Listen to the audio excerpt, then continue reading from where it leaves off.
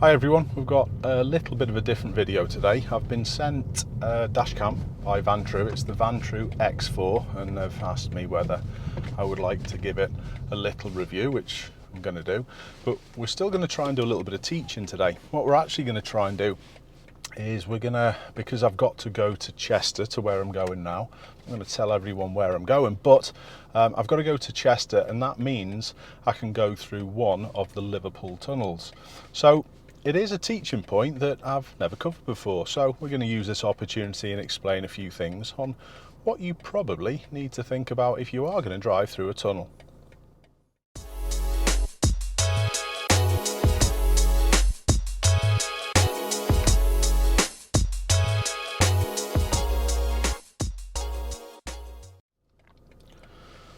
So until we get to the tunnel, I'm going to just do a little bit of a talk about the dash cam, and it's set up here. All I've done, luckily I've got the same charging connector to my regular dash cam, my VFO, but I've just literally unplugged the power lead from my VFO and just plugged it into the Vantrue X4. Luckily it fits.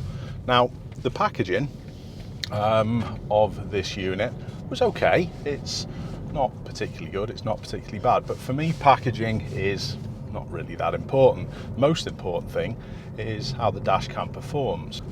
So what's included in the box is the normal instructions, but what I thought was pretty useful on this particular package was the quick start. I always think that's a good shout. Now we've also got the unit itself, which looks pretty good. It was actually a little smaller than I expected, which is always good, although I've got mine just to the left of the mirror here. It would be small enough if I didn't have my dash cam where I've got it at the minute. You could tuck it behind the mirror quite comfortably, so it is a good sized unit.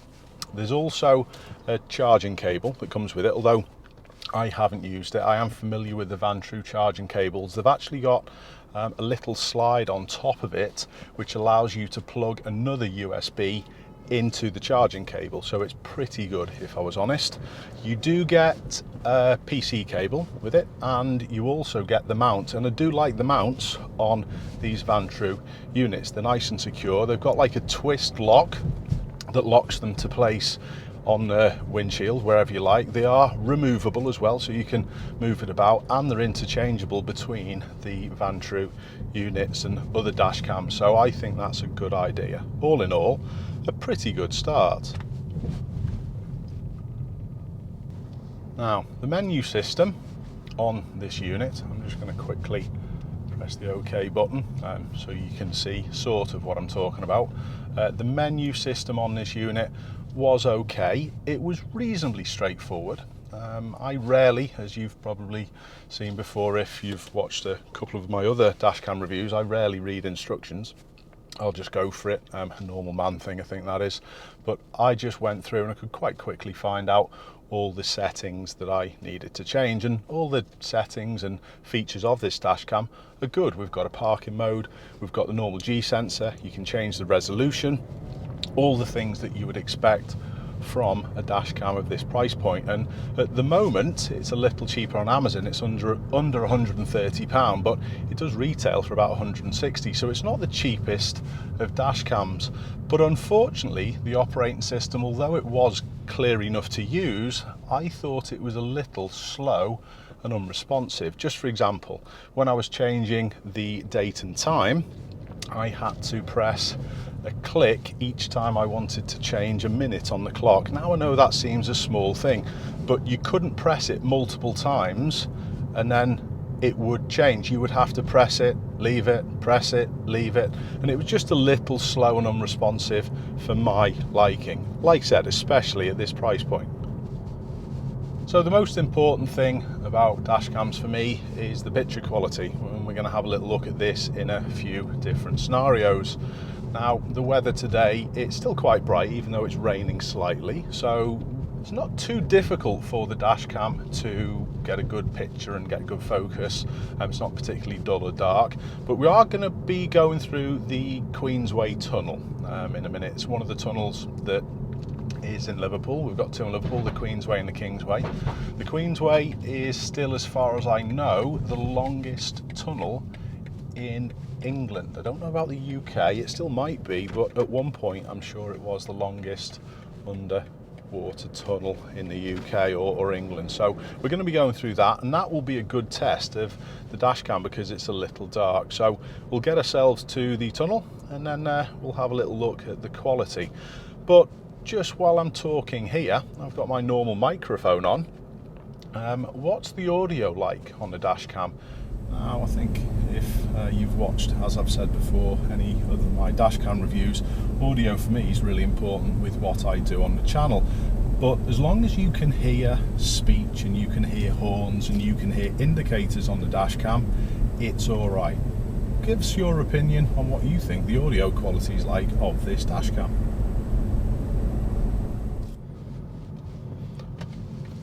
Quite close to being where the tunnel starts, and there are a few things that you can do prior to arriving at the tunnel. The first thing that you can do is maybe tune your radio into a local radio station. What that's going to do is give you an opportunity to be pre-warned about any hold-ups or delays or any road closures. So that's the first thing that you can do.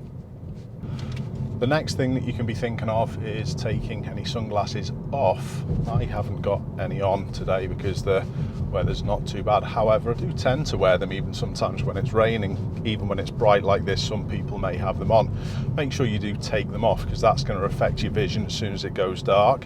There's another thing regarding the actual light that you can be thinking of as well, and hopefully you can see here that my lights are on already. They're on automatic, but they've actually switched to dipped headlights, and they're the lights that you do need to be putting on.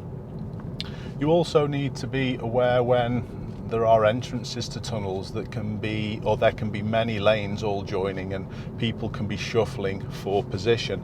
So make sure you're aware of the traffic all around of you and give good space to absolutely everyone. So this is going to be a decent test for the dashcam. When it goes light to dark, how quickly does it readjust? And then how does it cope with going light again? Well, we're going to have another chance to see this as we enter the Kingsway Tunnel a little bit further up.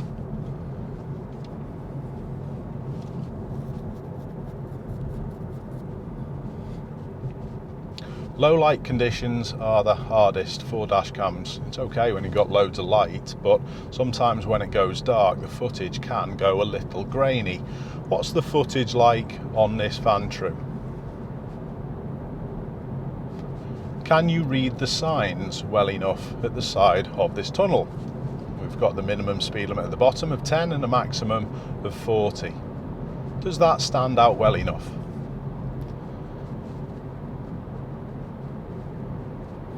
What we've got in the tunnel here is a solid line next to me to my right hand side. That means no crossing, no overtaking, so we need to stay in lane. If there was heavy traffic in the tunnel, it's quite important to keep a good distance away from people, and even if it was to queue a little bit further up and come to a stop, it's really important to give yourself some space. I always say see all of the vehicle in front, but maybe even a little more, because if you've got to get out round people, if they were to break down, you need to give yourself that little bit more space. The size of your vehicle is also important. You may be able to make out the curved roof in a tunnel, which is stereotypical tunnel. What if you were driving a big van? Would there be any height restrictions? And if you look at the width of the lane also, it's quite narrow. Now, some of my eagle-eyed viewers may very well have noticed that I didn't go through the Queensway Tunnel on the way out. It was only because we were limited on time with where we were going, and it was a quicker way to go through the Kingsway. So what I've done on the way back home, we've finished with where we're at. I've still got a few things that I want to discuss about the tunnels, but we're definitely going to go through the Queensway. I've just taken a little diversion. So Queensway on the way home.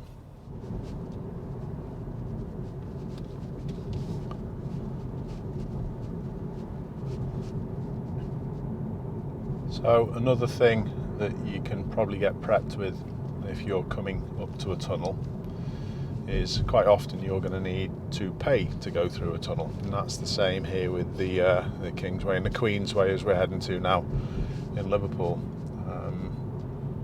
yes, we all have ways to pay on our phone nowadays, but remember what I've said about using your phone. If the car's not off, technically you're not allowed. So all I tend to do is get my payment ready before I get anywhere near. So I've got my card all sorted. Let's go and pay. Keep an eye, like I said, about people all around, because there's a lot of movement and a lot of lanes all jostling for the same position a lot of the time.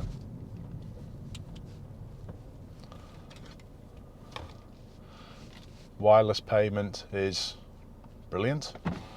If there's an option, yeah, go for that. It's quicker than putting your card in.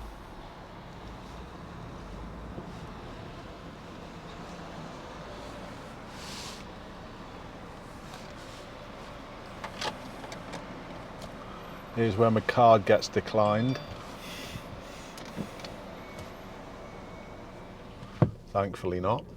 And again, out the other side, just ensure that you're watching absolutely everywhere, because there's multiple lanes all going into different ones.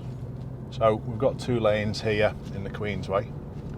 Again, it's quite narrow, but it's not an arched tunnel for now, but as you can see, it does exactly the same a little touch further up. So what I said about other vehicles of certain width and height could be a problem. It might actually be better to travel in lane 2 in this situation if you're traveling one of those vehicles. So what would happen now if there was a breakdown or a fire in your vehicle? Well, that's important to know what's going on and what's happening. I know I'm forever going on about not using hazard lights, but that would be a situation where using hazard lights would be absolutely perfect. Warn people what's going on.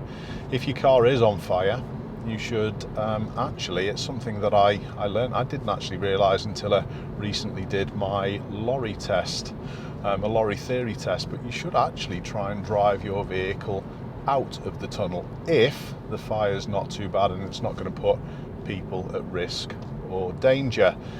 If the fire is too bad, obviously, yes, you should park in. Don't put yourself in any danger, but you should park in on the left. If there's a refuge area, great, use one of them, like a little emergency get out. And the same goes if you have an accident as well, and pull to the left as much as you can, if not, and turn your car off. It's quite that simple. If your car was to be on fire, they do advise to try and put it out if you've got the means to, if it's just started. But if it's been on fire for a while, don't bother. Literally just leave it and keep yourself safe. Keep yourself far away. Give yourself as much space as you can from the burning vehicle, because usually what's going to happen is someone's going to come to your rescue. These tunnels are monitored. They are constantly monitored. They've got fire suppression systems in a lot of these tunnels nowadays. So literally let the people come. We've got a tunnels police vehicle just in front of us there. Perfect. They will come to the rescue, but just don't put yourself up at any risk. There was signs a number of years ago, I haven't seen them for a while as well, on not to leave your vehicle. Now I'm suspecting that's because of those systems are in place to look after you and someone will be to your aid. And the other thing that I can think of, it may be true, it may be not, it might be because of the emissions in the tunnel. Now I know in the Kingsway that we came through a little before, there are even fans on the roof that blow the emissions out and try and clear it, but I'm suspecting that if you were out here, the emissions would be quite high. So sometimes stay in your vehicle, sometimes get out. I don't actually know what the best advice would be. I'm suspecting it would be specific to the situation, so just keep an eye on it. Now there are also SOS telephones placed at the side. You can see one here to the right and we've just passed one. That's obviously where you can get out and call someone if no one's going to come to your aid. But literally that's about it for tunnels. We're not blessed with super long tunnels. I think the longest one in Europe is in Norway at the minute and it's about 15 miles long. So you imagine if you got caught up in a problem in there, it's not an easy escape. This is, like I said, the longest tunnel in England. Not sure about the UK. My viewers might be able to fill that information in for me, but yeah, this is the Queensway Tunnel in Liverpool. Going back to the other point of the video, what was the footage like as we were going through the tunnel? What's their thoughts on the Vantrue X4 Dashcam? I'd appreciate your comments as always. Take care everyone. I hope that helped, and I'll see you soon.